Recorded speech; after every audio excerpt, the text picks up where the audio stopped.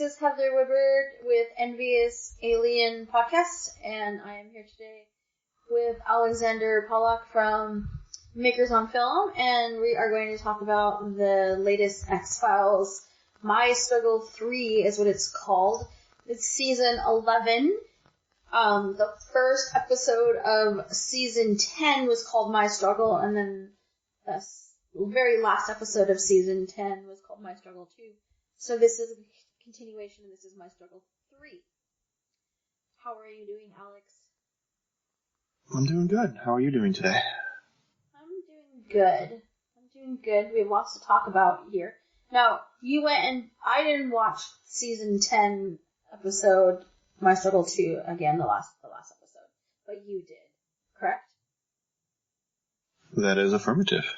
The one thing that I noticed about this particular season opener is that it just totally turns everything on its side again. And I don't know what's going on with the writing these days, but I have the same sensation when I started watching the X-Files My Struggle 3 as I did when I started to watch The Last Jedi. I was like, what's going on here? This is not what I expected. Did you have that same kind of thought process with it or reaction to it? Oh, honestly? Yeah. You're not going to like this. You hated it? I hated it. Why did you hate it? I think I just came to that conclusion now. I hated it. And I hate it because I really hate It Was All a Dream episodes. So now I have no idea if anything from last season is relevant to anything. Because there were some good episodes there. And now they're not in continuity because was it all a dream? Was just those 2 episodes a dream? What happened to Joe McHale? I need to know these things, and I don't think they're going to answer it because they're only going to do these episodes at the very beginning, at the very end of every season. And everything in the middle is going to be Monster of the Week.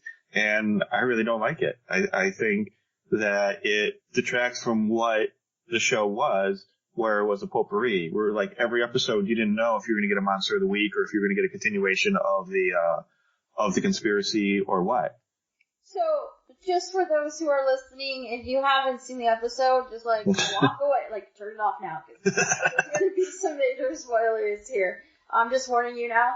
My Struggle 2 is because I had just watched it like a month ago, because it was on Hulu, so I rewatched it. So I kind of had it in my head already. The tone change is so different from My Struggle 1 to My Struggle 2 to My Struggle 3. Well, I guess My Struggle 1 and My Struggle 3 kind of have that same frenetic tone. I was very confused because I thought Scully got abducted, or maybe she was going to get abducted, and then all of a sudden she's in the hospital. So I was a little confused, and I could see why you hate it, because what's real and what's not real. But did you catch in the opening credits, it says, I want to lie? Yeah, I want to believe, and they took out everything but lie. I will say I did like this part about it. She had the crazy theory, and they've only done this like once or twice throughout the course of the show. She had the crazy theory, and Mulder wasn't buying it. And she had to finally just kind of look at him and say, I have gone along with dumber things that you said. You can go along with this. And I think he still was kind of like, yeah, okay, whatever, crazy woman. I don't think it's that, and a lot of people have been saying that, like, why all of a sudden is he being so skeptical? He is skeptical sometimes. He is skeptical about weird things, and most of the time it's around Skinner.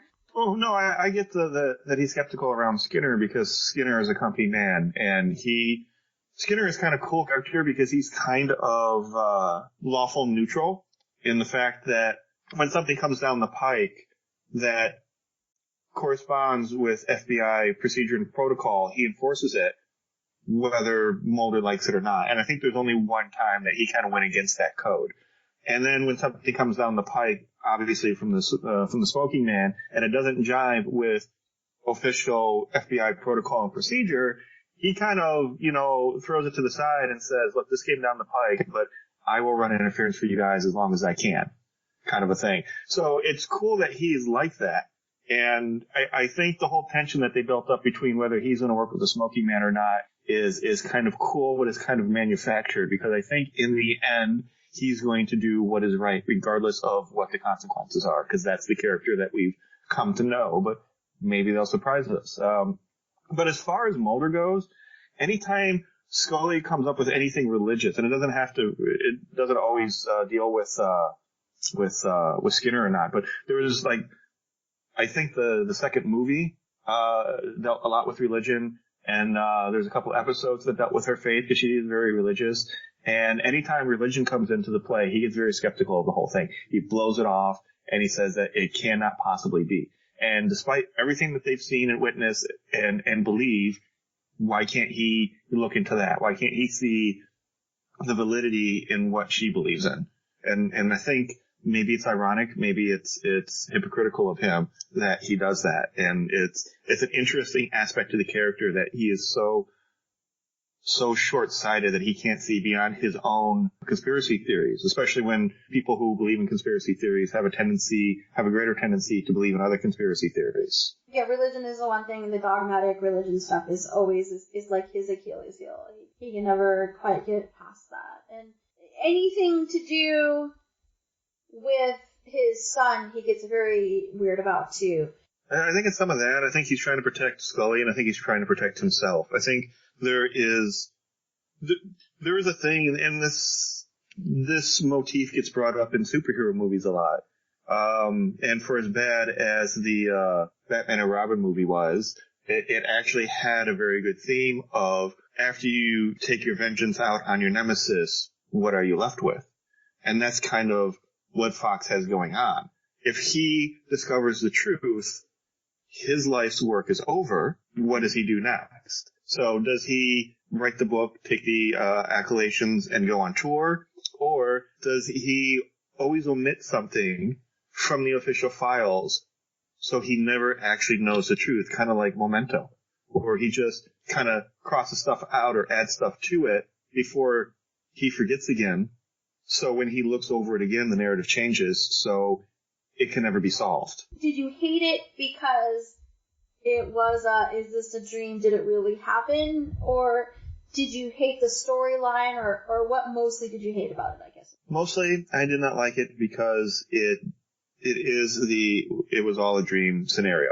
And I think that's the biggest cop-out. We were talking about Doctor Who earlier. In this last season of Doctor Who, actually, I think it was, there was a dream sequence. It was all a dream scenario in the Doctor Who, but because of the nature of it, it was relevant in the real world. It was a computer simulation that aliens were running to see what they needed to do to take over the Earth. So they kept running the simulation with the Doctor and kept running it and kept running it.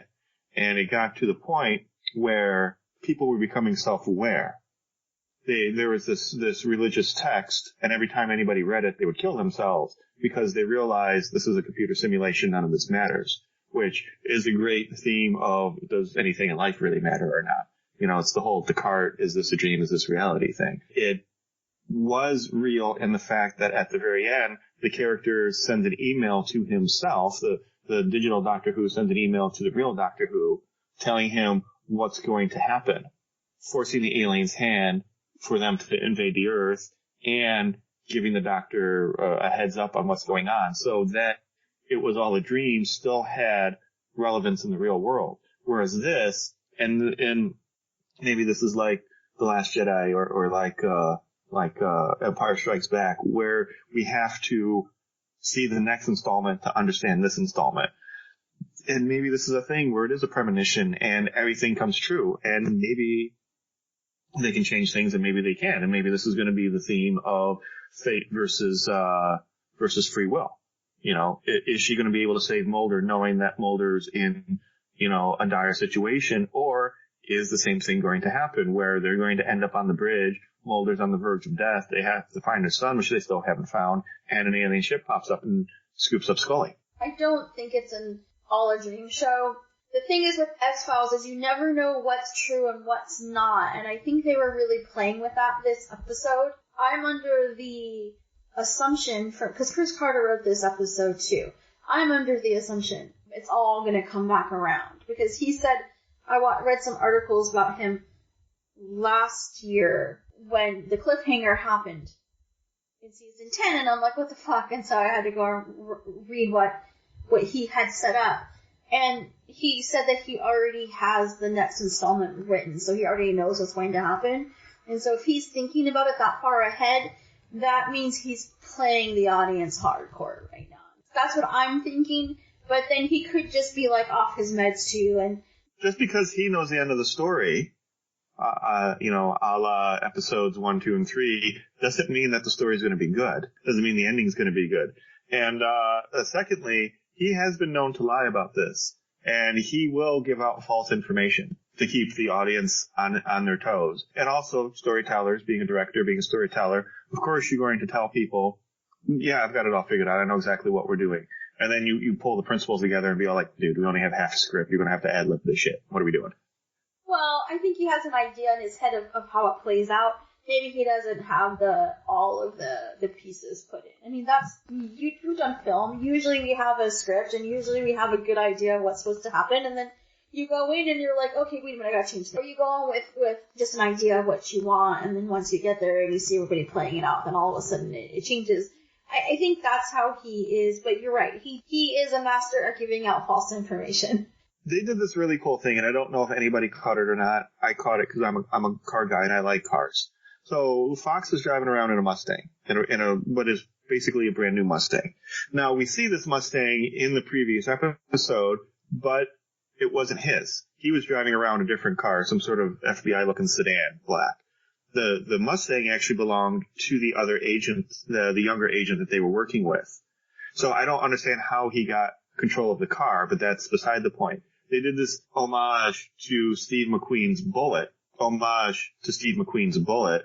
where Fox Mulder is driving a Mustang and the bad guys are driving a blacked out Dodge Charger, just like they did in that movie. And that's supposed to be one of the greatest all-time chases. And it's actually a pretty good car chase through the streets of San Francisco. And it's two iconic cars chasing down, and they kind of did that here too.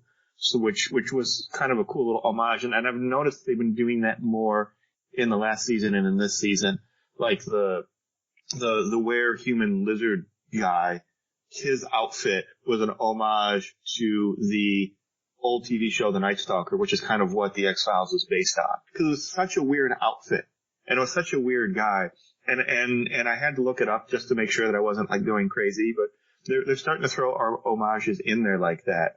I think they tried to make it more cinematic than what it was from a filmmaker standpoint, where they tried to make it seem more exciting and more Fast and Furious-like than what it actually was, with their limited budget and their limited abilities, quickening up the film, or, him driving in the traffic or whatever, which was kind of cool. I mean, they made it seem bigger than what it was, but it's just like, there's things going on here that are disconjointed from the last episode, which maybe that's supposed to be, because maybe the last episode was a dream, maybe this episode is a dream. And I'm starting to think that. I'm starting to think that this episode might be the dream sequence. I think Dana is standing on the bridge, and I think in a split second, the aliens downloaded her the information, and she's going to have just enough time to find her son and to get what she needs from him to save Mulder, and everything will be okay. Because also, the cigarette smoking man doesn't have a trach. He was smoking through a trach tube in the last episode. He doesn't have one here. He may or may not have been wheelchair bound in the last episode, and he's not here. And he took off his face kind of Michael Jackson-esque, and I don't know if he could take his face off here or not. So there's just some weird stuff going on that is really kind of making me think that this episode may be the dream sequence, whereas everything else was real. Yeah, I'm gonna have to rewatch it now because I didn't catch those little nuances. I think I was just more like, what is going on? And then I was exhausted at the end, and I was like, I gotta go to bed. I'm tired. Well, that's kind of one of the reasons why I wanted to watch the last episode of last season first, because I wanted to refresh my mind of what was going on. So when this episode came around, had I not watched the last episode and I saw this episode, I probably would be right where you are. And I would be all like, I would still have to go back and watch the episode, and then I'd have these questions. I wanted to watch it first, so when I saw it here, I would be all like, up on everything, just in case they try to throw, something sneaky past you, which it kind of seems like they're trying to do.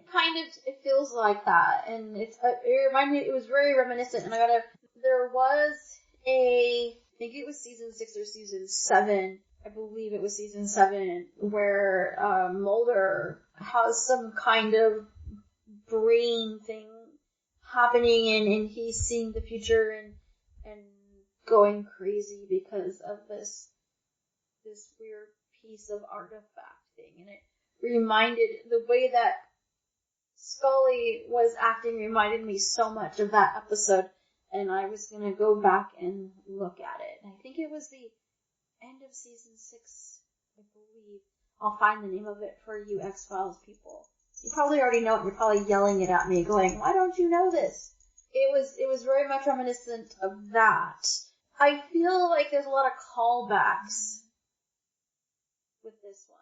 Not callbacks and callbacks of other episodes, but just reminders of older episodes. Is it the 6th extinction? I'm pretty sure that's it.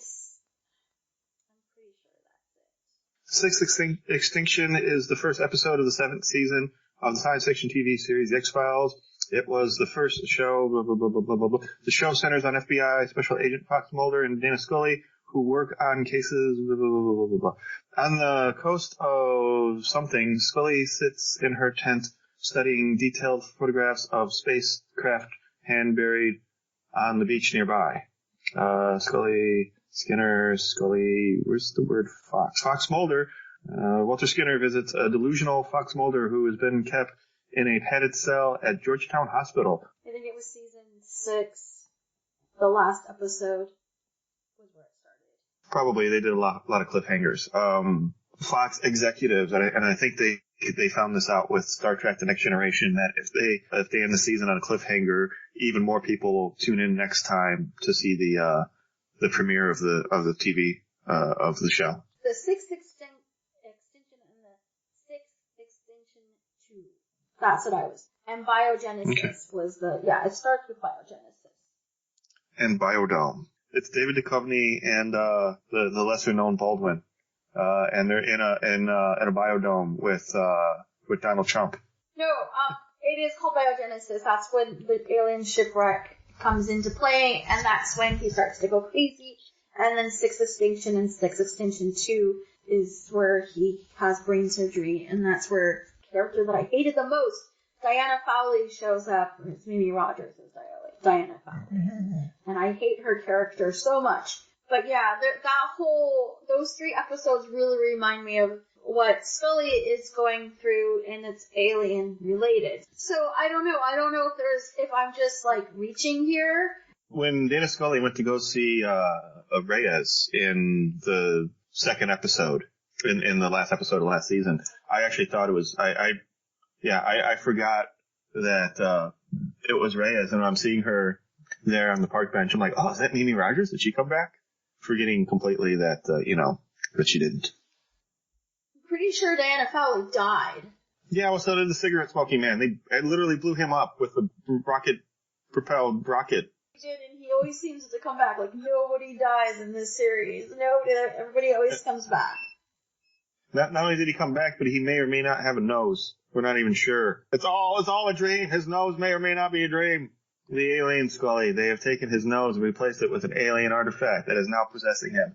We need to go out there, we need to find him, and we need to take this and put it in a museum so other people can study it. Scully, do you understand what I'm saying? I don't understand what you're saying, but that's okay. I'm actually just waiting for the day that Dana just hangs up on him. That one day where she's at the spa, she's getting a mani-pedi, Fox just doesn't even say hello, he calls her up and he's like already in the middle of his rant. And she's just like, click, and then he calls back and he just swipe, voicemail. I mean, she got a little cheeky last season. I think it may have been the were lizard human episode where something was going on in some sort of shop or hotel lobby or something, and she looked like she was drunk. She got a little giddy there, and it was kind of cool to see her character like that because she's not like that a lot. It would just be nice to see more of her sense of humor come out a little bit. I want to see her put a whoopee cushion on Fox Mulder's chair and then blame it on aliens. That would be very funny. This aliens, Mulder, they're trying to discredit you by making you look like you have flatulence. Yeah, there was a lot going on in this episode as well that I didn't realize was stuff that they divulged, I guess. Like the other guy who is the cigarette smoking man's son, who I guess is looking after William or knows who William is. Yeah, I forgot completely about his character. And even when I'm seeing him for the first time being attacked in the parking garage, I'm like, who is that guy? And it's like, I vaguely remember him being in the FBI and dealing with Fox and Dana and him disappearing, and I completely forgot what was going on with him. I'm still waiting for, the T-1000 to show up. No, he got shot in the face. The cigarette smoking man, air quotes, kills him, and then we find out he got shot in the face, and then he's just got a really gross face now because he never had reconstructive surgery, apparently until this last episode, because now all of a sudden his face is the same. Previous to that, his skin was all like gross. The last time we saw him, he was all fucked up. Well, I mean, so was a cigarette smoking man after being blowed up. So why can't this dude be, reconstructed? He was compared. I mean, if you go back and look at the pictures of him prior to this, some time has gone by. So, I guess we're assuming that he got his face fixed. If it was on the job, then, workers' comp sometimes can take a while to, process those claims. So one of the things that people are pissed off about on the internet, because the internet is so, it's real life and everything, is that at the end, and this is a major spoiler, so again, if you haven't watched it, just turn it off now, because I'm going to give you, the whole plot twist the ending cool thing that happened in this episode. So people are pissed off that at the end of this episode, the cigarette smoking man tells Skinner that William is not Mulder's son, that he artificially implanted Dana Scully during one of the episodes way back when, and they show a clip of it, and it's the episode where she ends up with him in a house on the lake because she's trying to get this CD of this information, and she wakes up 30 CD. hours. I know, right? She's trying to get the CD, and she wakes up, and 30 hours have gone by, and he said that she was tired and that she'd been drugged, blah, blah, blah. Well, during that time, he tells Skinner that he artificially impregnated her. It was scientifically done. Basically, William is actually the cigarette smoking man's son. Dun, dun, dun. So I just want to tell you that people are pissed off because they're saying that Chris Carter is perpetuating rape culture, because in an episode that came out right after the show, they asked him, I think it was Entertainment Weekly or something like that. I will find the article and I'll post it in the show notes. In the article, they asked Chris Carter about this crazy twist, and he said, no, the cigarette smoking man scientifically artificially inseminated her. He didn't rape her. And then people were like, no, if you scientifically inseminate someone after you drug them, then that is rape. And Chris Carter is perpetuating the rape culture because there's no difference between being artificially inseminated scientifically or being raped. It's still not consent, therefore it's rape, and that's bad. And this day and age, he might have been able to get away with that in the 90s, but now in this new culture, in this new age, he should know better. Saying that that's for perpetuating the rape culture will then classify somebody knocking you out and stealing your kidneys as a rape. I think it's more akin to that than it is, you have to go with the mentality. I mean, rape is not a crime of passion, it's a crime of power. People, rape each other to exude dominance over the other person.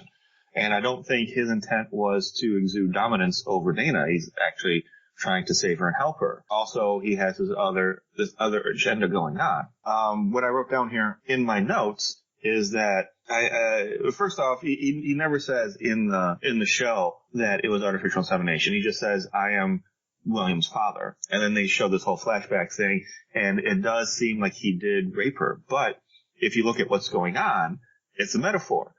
For William to be that much of an alien, his father would have to be all alien. And the smoking man isn't any alien, so it's kind of as in he made it in a lab with alien DNA and artificially inseminated Scully with it. So him calling it his son is akin to me calling it my car if I were to build the car. I mean, it's not, you know, I didn't design the car. I didn't do anything artistically with it. I just built it from a kit. It's like building a kit. So it's like, it's more of a possessive thing that I think is what's confusing people, because it's not really his kid and he didn't really impregnate her. He himself probably didn't do it. He probably drugged her, had a team of scientists come in, do the procedure, and then leave. He doesn't seem like the kind of guy that actually gets his hands dirty, but he's the kind of guy that takes credit for everything. So when he says, I killed somebody, it usually means he hired it out to an assassin to go out and kill somebody. It was like in the last episode, in part 2, he asks Mulder to, air quotes, asks Mulder to come visit him by sending a guy out there to kick Mulder's ass. Mulder wins, and then Mulder follows the guy to the secret lair. And, you know, Mulder then puts the gun to the cigarette-smoking man's head, and that's the cigarette-smoking man's plan to get Fox to come see him. It's not a phone call, it's not an invitation, it's not an invite. It's, I'm going to do this huge ruse to get you to come over here, and I'm going to say that this is my way of inviting you. So him saying it's my kid is a huge, long, involved process with, you know, dozens of people, scientific equipment, and probably one of those chairs with stirrups. Because shortly after this, then she actually does become pregnant on the show, and she thought she was abducted by aliens, or Fox thought she was abducted by aliens, and then she comes out and they find her in the trunk of the car and she's pregnant, right? That's season 2. Well, I don't know. I'm not the fanatic that you are about the show. What happened in season 2, well, end of season 1, early season 2, is she gets pregnant, and so they had to write in her pregnancy somehow, and so Chris Carter got the idea that, hey, you should be abducted by aliens. So I'm going to bring this up because this was brought up in another article from the Mary Sue about how, and again, it's about rape culture, about how from the very beginning Chris Carter has been misogynistic with Scully's character, and that it's kind of skeezy to, when someone is pregnant, to write it in as an alien abduction. On the other side of that, if you know anything about alien abductions, this is the kind of story that you get out of people who have survived these things. They say that they've been experimented on and they've had implants and that the implants have been taken. It is misogynistic in the fact that he's doing this to a woman, but on the other side of that coin, he can't do this to Mulder. Mulder cannot be abducted by aliens and impregnated. He doesn't have the right equipment. So it's not the rape culture, it's the alien culture. This is the story that's coming out of it. This is the subculture, the alien abductees. This is their story, and this is what the X-Files is woven around. He takes what one can consider true stories, or at least legends of alien abductions and attacks, and he weaves them into a fictional narrative about these two people who are trying to figure out what's going on with it. So to have this happen to the lead character, I mean, it could have happened to any woman, but it has to happen to a woman because you can't, impregnate a guy. So the other thing that they said about Chris Carter is that throughout the years, he has taken away her ovaries, he has taken away her ability to have children, only to give it back and then to take it away, and then she finally does have William, and then she has to give him up, and then now it's this whole other thing where now the one thing that she does out of love, which is William, with the one thing that she does with her partner out of love, this baby that they have together, this one special thing together, now he takes it away, and now he perpetuates it with this rape culture idea of how the cigarette-smoking man raped her scientifically. When I was reading this article, I was like, wow, I think you kind of missed the point of the X-Files, because this is not about Chris Carter's misogynistic way of treating women. That's really what happens to people that have been abducted. I mean, just like you just said, these are the themes. Like, everything that has happened in the X-Files, I have read a case about this. I have read many cases about where women come back and they can't have children. I have read many cases where they have been, they swear they have been artificially inseminated. All the things that have happened to Scully have happened to people in real life, allegedly, who have been abducted by aliens. So I never saw it as being misogynistic. And Mulder has been equally tortured throughout the years. I mean, they have done some funky shit to Mulder He's been on drugs. He got diseases. He had a brain tumor thing happen to him. He had Gary Shandling play him in the movie. No, I mean, but they have been equally mean to Mulder. Mulder has been through some serious shit. And, the other thing, too, is, like, where were these people back then, like, in season 4 and season 5, when she's going through, like, all of this horrible stuff with not being able to have children, and then seeing one of her children, I think it was season 5, the Christmas episode, where she actually meets one of her children. Because they've taken her eggs, and now they're creating these little bastard babies with them. There has been some horrible episodes, like, where were these people talking about rape culture then? Or when Scully was kidnapped or stolen by these people, and this slug thing was put in her back, and they were praying to the slug thing. Like, where were they then? Because that was a pretty horrible episode. I think that was season. I think that's more rapey with penetration. It was pretty rapey. Like, they kidnap her and they take her and they put the slug in her back and then they pray to it. It was such a fucking weird. It's one of the greatest episodes. Well, even Fox, I mean, he left the show for a while, David Duchovny, but his character was abducted by aliens for like 2 years. Seriously, like, they've done some seriously weird shit to him. I don't know. I am not, I was gonna say right now, I consider myself a feminist. I do not put up with all this shit, and I'm very pro women's rights. I have written articles, and I have gone to rallies, and I'm proactive about that stuff. I'm just a little bit surprised about this whole rape thing. I mean, I was on Twitter and I was like, are you guys fucking kidding me? Do you ever watch the show? Because to me, it seems like armchair feminists. These are the, okay, so here are some true mad crazy statistics. Like, 50%, like over 50% of white women in America voted for Trump. This whole Roy Moore thing, white women pretty much almost got him into office. It was not men who voted for him, it was women. Women they talk about wanting women's rights, they talk about wanting equal pay, they talk about equality, and then they do shit like that. Well, I don't want to vote for Hillary because, she's not likable, but we'll vote for Trump even though he really is a misogynist. and he probably did rape people. And he's really gross. There's so many things. He is so anti-woman, it's not even funny.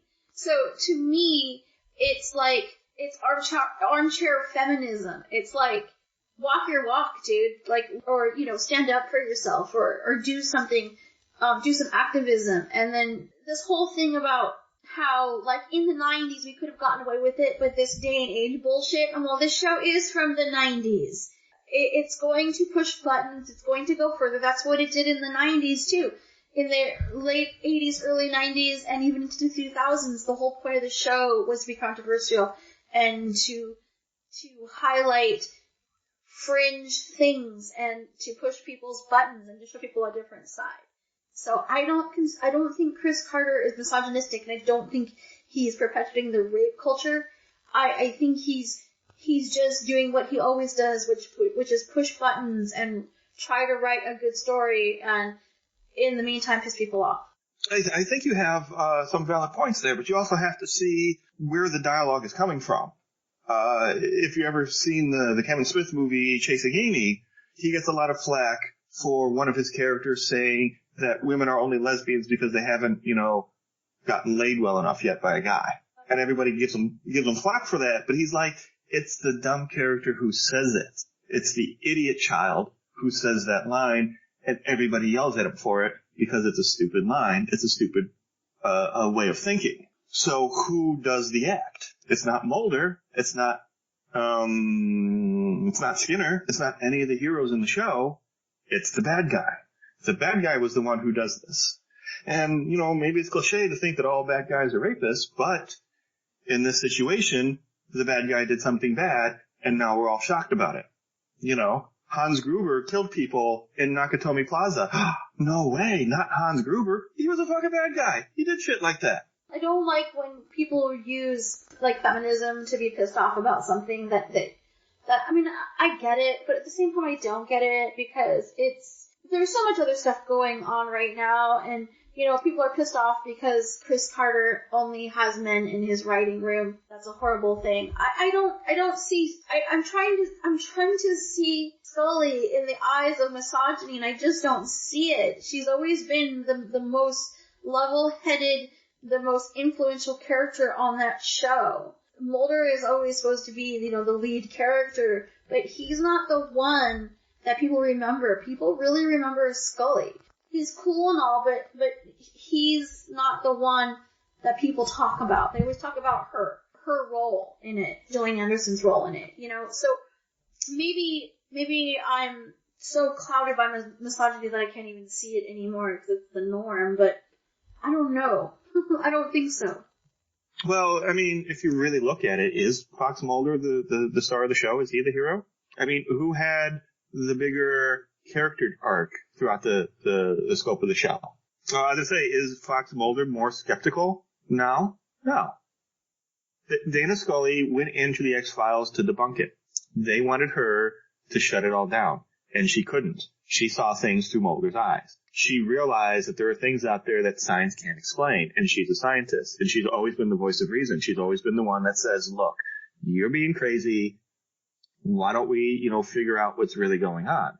In reality, it's her character that is really the star of the show, because Fox doesn't really ever change. Outside of leaving the FBI, to go pursue his own stuff, his character has remained the same. He's still this wide-eyed, crazy, laser beam focused conspiracy theorist who, if he wasn't working for the FBI, would be held up in a basement or in a warehouse somewhere with a bunch of computers and a shotgun, kind of like the lone gunman. He would have been the fourth lone gunman, really.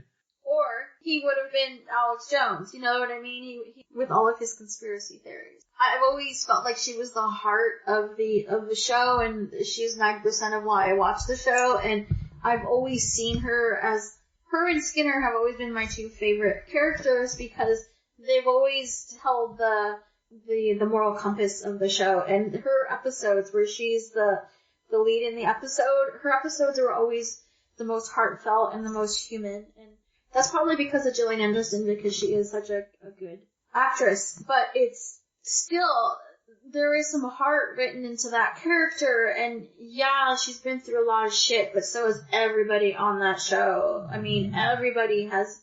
Well, that's just good, television right there. You don't ever give your characters a chance to recover, you just bombard them with shit. I think David Duchovny said it best when he says that Dana Scully is Fox Mulder's human credentials. Nobody would like him. He would be in the basement, hiding out, doing his conspiracy theories if it wasn't for Dana Scully. If she wasn't around to keep him grounded, nobody would believe he was human. She is the person who's like, yeah, this guy's cool, I vouch for him. So she's more important to the show than just being his sidekick or being the scientist. And I think they've proven that time and time again, especially when Fox left the show and it was her and Doggett and Reyes, and the show wasn't as good, but it was still good. And she carried it. And she kind of took over the Fox Mulder part a little bit, which I think was a bit much, but they made it work. And like to say that, she doesn't hold her own or she's not a capable, and she's every bit of an FBI agent. She should be more than just an agent. She should definitely be, higher up by this point. I mean, I understand why they can't do that because they need to have that to be the same so they can go out on investigations, but she should have like 20 people underneath her. She should be barking out orders. She should be in charge of the X-Files and having a team and having shit get done. I don't know where this is all coming from. Maybe it's just because it's the environment of stuff right now because of the Harvey Weinstein stuff and all of these allegations that are coming out, and because Trump is in office, so it's a little bit polarizing, the topic. And I'll be the first to say that women are the problem. I mean, men are the problem, definitely, 90% of the problem, but women are the problem too. I mean, over 50%, I think it was 53% of women who voted for white women who voted for Trump. We have a problem here because, I don't see how these same women are like, it's rape culture. It's like, okay, look at yourself in the mirror a little bit, because the same people who are yelling rape culture are probably the same people that voted for Trump. Or will vote for, or have voted for Roy Moore, and lots of other things. So I don't know. It's just, you might have to clarify why you keep saying the Trump thing, because people have a tendency to forget that he's kind of a pedophile, and because there has been proof, he said it himself, that he would go into the dressing rooms at the Miss American pageants unannounced, hoping to catch, boob and vagina. And he also owns the Miss Teen USA pageants, so chances are he's doing it there too, which is even worse. And then he gets caught saying how he will just walk up to women and start, fondling their genitalia. We allow that, but now we get upset with a fictional character having a fictional thing done to her that, isn't real. I mean, it's based on real allegations of alien abductions, but it's not a real scenario. So why are we upset with something that's fictionalized of something that really happens, but we're not upset with the thing that really happens? That's my point, is that, I'm not saying that every person on the internet who said that it's rape culture voted for Trump. I'm not saying that at all. But I'm saying that there's this huge gap where we yell about things on the internet, but then we don't follow through. And that happens a lot. It's like we have to stand by our man. And that's usually what happens is your man votes for Trump, so you vote for Trump. And then you yell about rape culture on the internet. I don't know. Or you yell about women's rights on the internet. If there's a woman president, she's not likable and she's too iffy, so you don't vote for her. And those are the kinds of things that I see happening. And it just trips me out because it's a little bit personal now for me, because I'm like, X-Files is a good show, and lots of girls wanted to be FBI agents and scientists and doctors because of Scully, and now we are victimizing her. And I don't think she's a victim in this. I don't think she's ever been a victim on the show. She's chosen this. This is not something that she has not gone in blindly. You know what I mean? She goes in with this like, okay, this is part of it.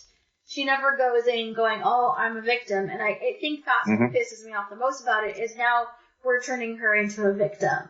Not Chris Carter, but the internet is turning her into a victim. I don't think Chris Carter thinks she's a victim. And if Chris Carter is a misogynist in real life because he has an all-male writing team, fine. But I don't see that going into his writing. I see his writing has always been very, and sometimes I'm like, ooh, that's fucked up, and then sometimes I'm like, oh, that's really great writing. But the show as a whole has always been edgy. It's always been a little bit to the left. It's always had its moments. I mean, like even Home, which was like season 4, it was only showed on Fox once because of its content, and it was actually banned from television for a while. I see this as that, just pushing the envelope a little bit, pissing people off, just taking us a little off kilter, because that's what the show does. Well, I like to think that Chris Carter is probably going through the internet, just laughing at people, just like, idiots, God, idiots. So we have a mutual friend. He was in the Navy, and we were talking one day about Star Trek Voyager, and he didn't like it because of Kate Mulgrew. And I'm like, well, what's wrong with her? She's a really good actress. She's great in the part. Why don't you like it? And he's like, because I've known women like that. He's like, I've known women in the Navy who have power, who are colonels or captains or whatever, who have people underneath them. And she acted just like them, and I hate them because they're all bitches. And I'm like, kind of thinking to myself, I didn't say this to him, but it's like, you kind of, when you're a woman and you're in kind of a male-oriented thing like the business of war, you kind of have to be a bitch. You can't be all nice and feminine and expect the guys to do what you want. Aren't the drill sergeants dicks for yelling at you and making you do push-ups and run and do calisthenics and make your bed and all this other shit that they force you to do so you can be a good soldier, so you can rely on your muscle memory versus your brain when a panic situation happens? I mean, isn't that what they're doing? They're trying to make you the best soldier they are, and they're trying to invoke their authority over you so you don't question the orders that come down the line. So Dana Scully, on the other hand, has never been like that. She has never been that hard-edged, neo-Nazi kind of bitch who's power hungry and whatnot. And kind of Ray is a little bit like that right now. And I think the Mimi Rogers character was kind of like that. But, like, Dana was never like that. She was always just a person. She was a capable agent. She drew her gun. She fucking was spot on with her shooting, as well as can be expected in a crisis situation out in the field. you saw her do these things that an agent would do. They never shied away from the procedural stuff. So it's not like she's a wimp. It's not like she's the Valley Girl, due to a clerical error became an FBI agent. She's not, Elle Woods from Legally Blonde, with a badge and a gun. She is a capable agent who is out there in the field on that thin blue line, making sure that we're safe, regardless if it's against aliens or terrorists or both. And they never lost her femininity. They never lost that soft edge about her, but they never overdid it either. So they never overdid the hard edge and they never overdid the soft edge. And kind of Fox is the same way. He is not the hard ass that you would think he would. He has no aspirations of power. He does not want to be A.D. Skinner. He does not want to be, director of the FBI. He just wants to do his X-Files thing and be left alone. And so he never has that hard edge about him. He has authority. He's a good agent. He's every bit of a good agent that Dana is, but he doesn't have that hard edge about him. But he's not soft either, because he does pull his gun when he needs to, and he has shot people. He even shot that one kid that he thought was a vampire at one time, and, took flack for that. The pizza guy in the vampire episode? Okay, I know what you're talking about. But it's like he does what he has to do because the job demands it, but he's not so hardened by it that, he can't have a love affair with somebody, that he can't have, well, he kind of can't have a regular life, but that's not because of the job. It's because of the conspiracy theory that he just doesn't relate well to people. But he has Dana, and he has a soft side to Dana. And it's something that always comes through, and he never shies away from. And even in the last season, when they're sitting there in the cemetery, and Fox just admits, I have no idea what the hell's going on. He's like, I thought I had a grasp on this one, and it just went sideways on me. And sometimes that's life. Let's go get a beer. So it's like, she's not a soft character. She's not a punching bag. She's every bit of a good agent that anybody else would be. And especially more so because they put her in there to infiltrate and debunk Fox Mulder's work. And she's every bit of good as agent as Mulder. She's every bit of good of agent as A.D. Skinner. And she stands up to A.D. Skinner at time to time when called for. So it's not like he's misogynist, because otherwise she would have, she would be Agent Tits McGee, always wearing a corset, always having her breasts out, always something low cut, but she's always in something that is appropriate for the job that she's in. The first couple of seasons, she was in like a skirt suit, which was a little bit much, I think, for an FBI agent, and they started putting her in pantsuits, I think, which more appropriate. And she's always been in, for the most part, appropriate shoes. They've never put her in like ridiculously tall heels or anything. She's notorious for the 3-inch heels, because that's about it. Yeah. Well, I mean, she's significantly shorter than David Duchovny, so she has to have some sort of lift. But they don't put her in anything ridiculous. Nothing that you wouldn't see an agent in. She's not running and jumping, although she has, and she can, and she does, and she can do that, and she's capable of it. Even at her age, even in the fact that she was having seizures and she was in the hospital and she has no idea what's going on, she's pulling off the equipment and saying, I got to go get my son. I mean, if that's not dedication to not only the job, but your friend, your lover, your family, your country, your planet, I don't know what is. There is nothing weak or demure or chauvinistic or cliche or anything about her. She is every bit of I guess she's the cliche FBI agent, because she's every bit of that and then some. So I don't understand why people would all of a sudden think that, feminism is no longer a thing in this show. I just want to say that a year ago, I remember we were having this conversation about season 10, and I was like, I'm going to bet you that they're going to go the route of William. What have they not done in the show? And I was like, based on what we saw in the second movie about her talking about William, and the whole movie was really about their relationship. I said the next thing that they have to deal with is that child. And then season 10 was about, William. And I was like, oh, called it. This, I don't know. I would like to see who William is. I would like to see his powers in full force. I don't know if William's good or bad, though. I don't know. I know that the cigarette smoking man is afraid of him. I know that there's something to be said about that. I know that the cigarette smoking man all kinds of to his actual wife, Cassandra. I mean, she was abducted and she had all kinds of stuff happen to her. So, I don't know. And she had all kinds of super secret powers too. They allude to the fact that William is the reason why Dana is having the seizures and the visions. But we don't know if that's for good or for bad. I don't know if they're connected or if, you know, we don't really know. I did like the Monster of the Week episodes from season 10. I hope they do figure out what's going on, close this particular storyline. Fox threw out that phrase at the end of the show or at the end of the episode where he said, all we can do now is keep investigating, which I think means that they're going to do other X-Files. And then they're going to get I think what they're doing is bookending the seasons with this storyline of William, and then they're doing Monsters of the Weeks in between, which again, I don't like that format. I think they should mix it up a little bit more. They should at least throw a conspiracy one in the middle somewhere, one or two more into the mix. Just because after 10 weeks, you kind of forget what happened. So, you know, it would be nice to get those refreshers, you know, even if it's not the main episode, but something comes up there that relates back to this main story arc. I hope they go one more episode before we go into Monster of the Week, because how is Scully going to do it? This could be like a week later, and then she gets the bill of health because she hasn't had a premonition or a seizure. He could just stop signaling her because, you know, he's weakened, and it takes him 9 weeks to save up his energy to do it all over again. Like I said, that's what happened last season. The Joel McHale stuff, the main storyline, which wasn't the main storyline because it was only 2 episodes, was the bookends. Was the first episode. I think it might have been, was it the first and second episode? Was it like a 2-hour episode? And then it was the third episode?